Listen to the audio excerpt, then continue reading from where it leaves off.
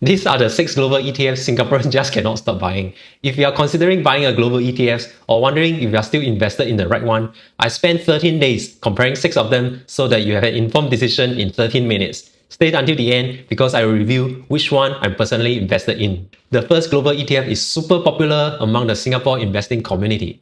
This ETF is the VWRA. You might have heard this already, but here are the 7 big reasons. You may still discover something new. Reason 1. VWRA tracks the FTSE All World Index, which consists of 4,200 companies from both developed markets plus the emerging markets. Developed markets are the rich, stable countries with strong economies and strong laws, like the US, UK, Japan, and Germany. Emerging markets are the fast-growing ones with higher potential, but also carry more risk and more volatility, like China, India, and Brazil. Your money can grow faster, but it can also drop harder. With VWRA, your money is not concentrated in one country. That's what makes it a proper global fund. Global diversification sounds great until you realize that you are still losing money in 4 other different ways. Reason 2. VWRA is based in Ireland. If you hold a US-based fund and you pass away with more than $60,000 in it, the IRS takes up to 40% from your poor family. VWRA is Irish-based, so it means no US estate tax. Reason 3. VWRA dividend withholding tax is only 15%. If you hold a US-based ETF, the US government takes away 30% before the money reaches your fund. But because VWRA is based in Ireland, you will only pay 15%. Reason 4. VWRA is an accumulating fund. This means that when the company inside VWRA pay dividends, the money doesn't get sent to you. It gets automatically reinvested back into the fund. No need to remember to reinvest and pay extra trading fees. Reason 5. The expense ratio is only 0.19%. This fee is very low for an Ireland-based globally diversified fund. If you invest $1,000, that's $1.90 a year. It gets deducted inside the fund, so you will never see it leaving your account. Reason 6 is long-term returns. It has delivered around 13% annualized over the last 10 years. Now keep that in mind, VWRA itself doesn't have a 10 years track record yet. So this is the performance of the index it follows, not the fund itself. To put that into perspective, if you had invested $1,000 every month over the last 30 years at a historical global average of 8%, you have contributed $360,000 of your own money. Your portfolio would have grown to roughly $1.4 million before taxes and fees. But remember, the market doesn't move in a straight line. It is a bumpy ride. In some years, global markets have dropped 20% or even 50%. Whether the next 30 years will look like the last 30, nobody knows. This is why you must understand your investment horizon and risk tolerance before you invest. Reason 7 is not about numbers but one that you feel good about. Vanguard is built differently. Most fund companies charge you fees, those fees turn into profit and pay those profits out to outside shareholders. With Vanguard, the fund owns the company, which means that as an investor, you are effectively a part owner of Vanguard. It is a good feeling knowing that the people who manage your money are not profiting from you. At the time of recording this video, the share price is around 170 US dollars. Here's a quick summary table on the screen. If you want to buy VWRA, you will need a broker with access to the London Stock Exchange. I personally use Interactive Brokers. Each trade costs around $2. The link is in the description. I may earn a small commission if you sign up, but it doesn't cost you anything extra and it helps me keep making free content like this for you. But wait, there's an ETF that tracks the same index, charges an even lower fee, and costs less than a McDonald's meal. The second ETF is the FWRA. Most people haven't heard of it yet. It tracks the same index as VWRA, has the same tax and dividend benefit. So what makes it better than the VWRA? 1. The price. FWRA costs just $8.40 per share. Compare that to VWRA at $170, which is 225 Singapore dollar. Much easier to get started with a smaller amount.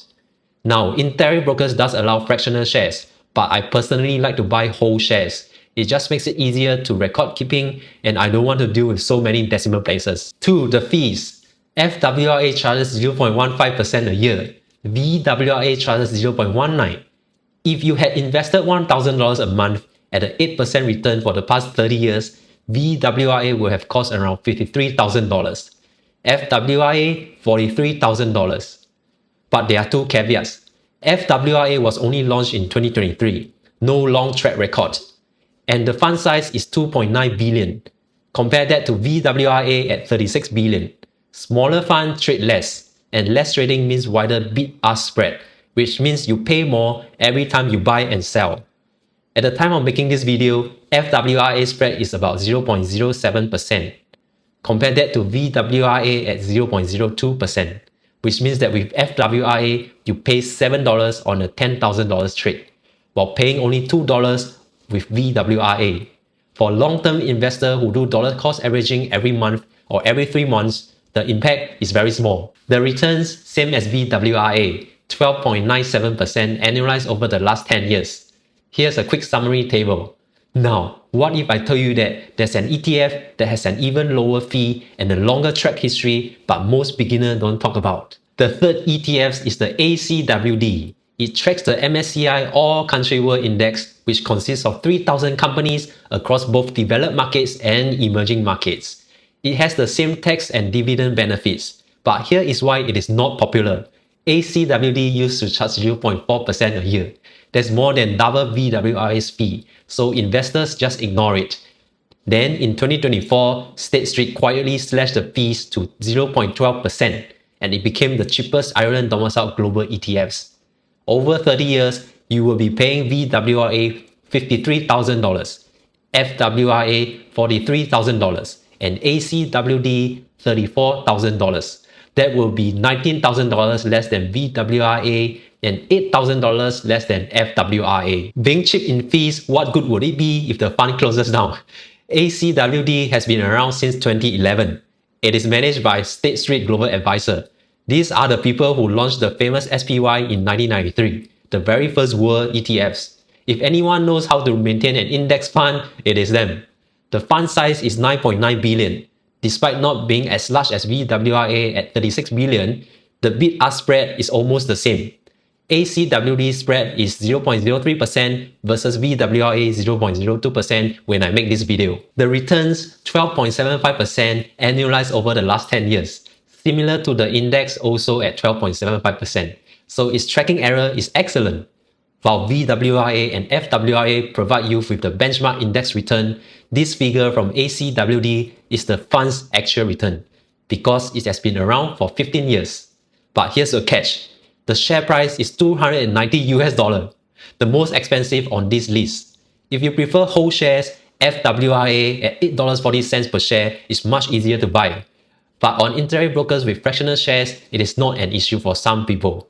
Here's a quick summary table, I'll show it on the screen. Now, the next ETF is for a type of person I genuinely respect. Not only do they refuse to pick stocks, they refuse to pick country, and now they even refuse to pick market size.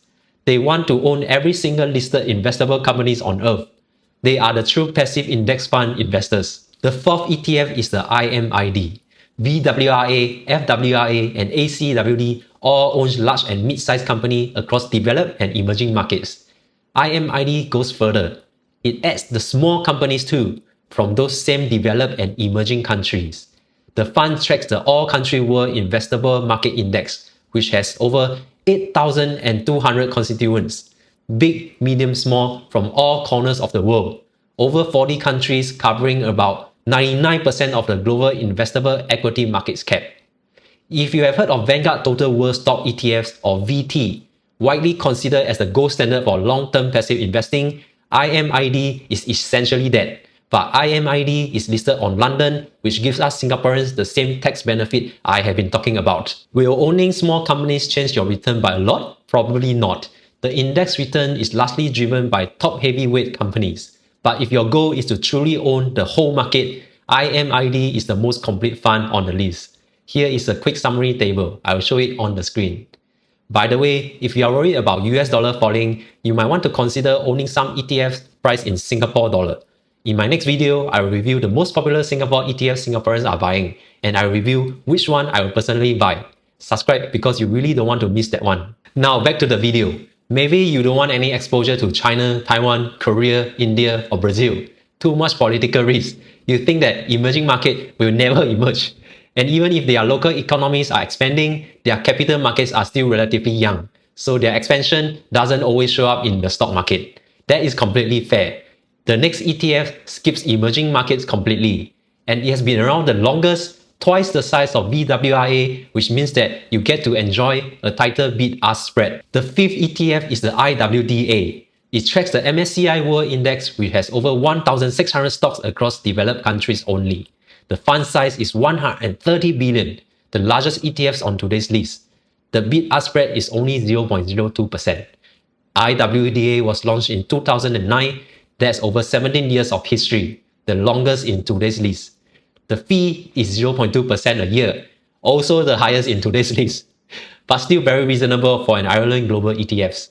Here's a quick summary table, I will show it on the screen. But did you know that there's another ETF similar to IWDA but has a lower expense ratio and share price? The sixth ETF is the SWRD. The SWRD tracks the same index as IWDA.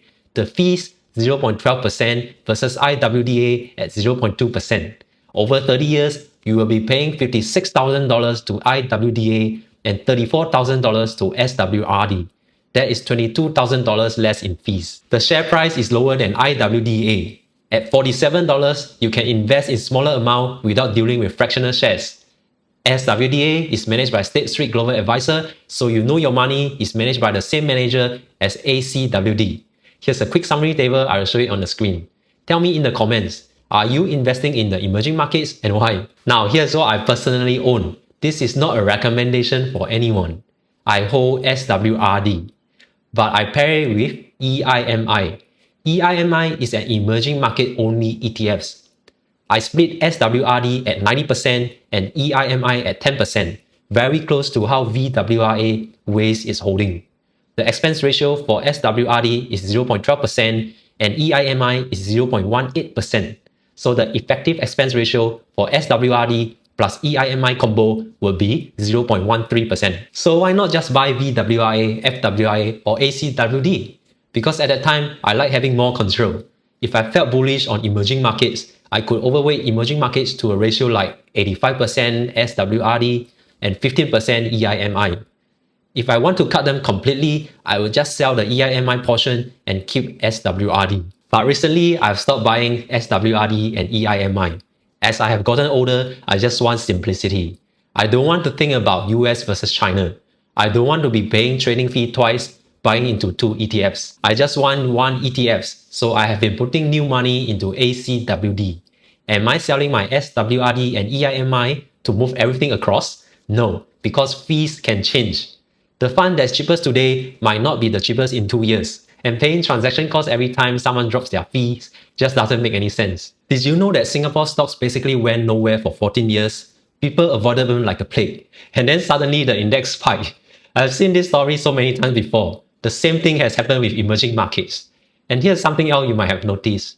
The US dollar has been falling against the Singapore dollar. This means that your overseas investment, they are quietly losing in value when you convert back to Singapore dollar. The truth is, history cannot tell us what is coming next. If you are considering investing some of your money in Singapore or want to reduce your currency risk, you will want to watch my next video. I'm covering the most popular Singapore ETFs Singaporeans are buying, and I review which one I personally own. Subscribe now because you don't want to miss this one. I'll see you in the next one.